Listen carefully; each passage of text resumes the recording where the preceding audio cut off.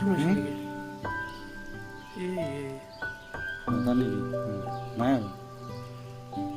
আৰু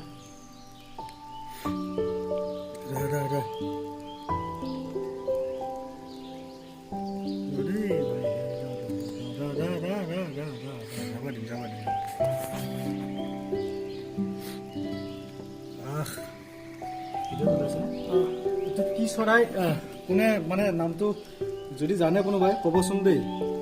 এই চৰাইটো যদি কি নাম জানে, নামটো কি হয় মই নাজানো আচলতে। এখন নেটত ফাঁচি আছিলে এই চৰাইটো, মই তাক মানে দেখা পালোঁ, দেখা পাই কিনে তাক গেৰুৱা দিলোঁ।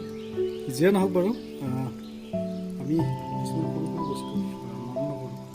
এটা সৰু চৰাই, ইমান মৰম লগা চৰাই ফাঁচি আছিলে, মোৰ চকুত পৰিলে। আৰু যদি হয়তো ই ৰাতিটো যদি থাকিলেহেঁতেন, ই নিশ্চয় মৰি গ'লেহেঁতেন চাগে।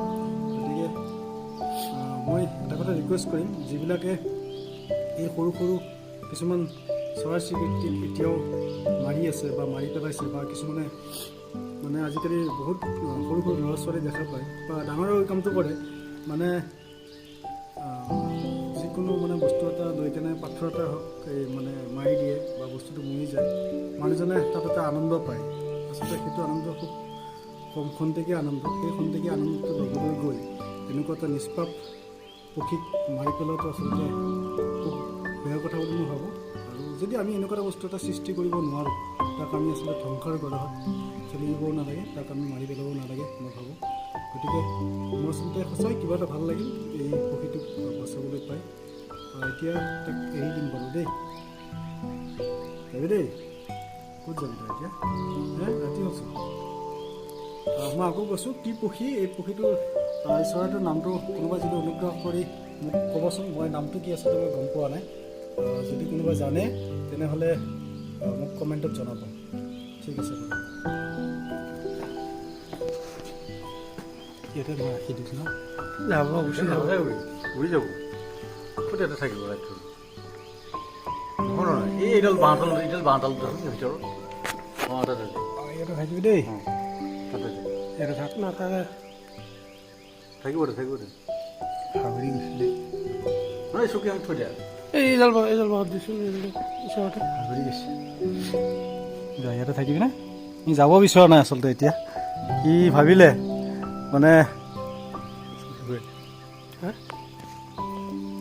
এতিয়া দেখিছে নাই, ই যাব বিচৰা নাই। মানে ই ভাবিলে মোক যিহেতু ই বচাইছে, নিশ্চয় কিবা এটা কাৰণ আছে এই বুলি কেনে ভাবিছে, নহ'লে ই উৰি গ'লহেঁতেন।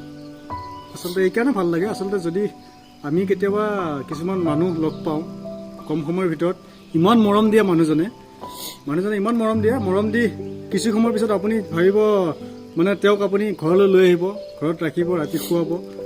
এনেকুৱাও আমাৰ সমাজত হৈ আছে। ৰাতি খোৱাৰ পিছত আপুনি বিন্দাছ শুই থাকিব, আৰু ৰাতি কি হ'ল, সি ৰাতি উঠি কেনে ঘৰৰ যিবিলাক বস্তু আছে লুটপাট কৰি কেনে লৈ গুচি গ'ল। কিন্তু মানুহে আচলতে মানুহৰ সেই বস্তুটো বুজি নাপায়। কিন্তু এই চৰাইটোৱে আচলতে সেই বস্তুটো বুজি পাইছে। ই ভাবিলে যে মোক ই বচাইছে যিহেতু, নিশ্চয় এই মানুহজন কিবা এটা ভাল হ'ব। সেইকাৰণে ই দেখিছেনে, উৰি যোৱা নাই। এতিয়া মোৰ আঙুলিত আছে দেই। মোৰ ঘৰত যাবি নেকি? দেখিছেনে, এই যোৱা নাই, এই গ'লগৈ, উৰি গ'ল। এয়া যিয়ে নহওক উৰি গ'লগৈ। এতিয়া মই চবকে কৈছোঁ, এনেকুৱা বস্তু আচলতে দেখিলে বচাওক। মই সকলোকে অনুৰোধ কৰিছোঁ।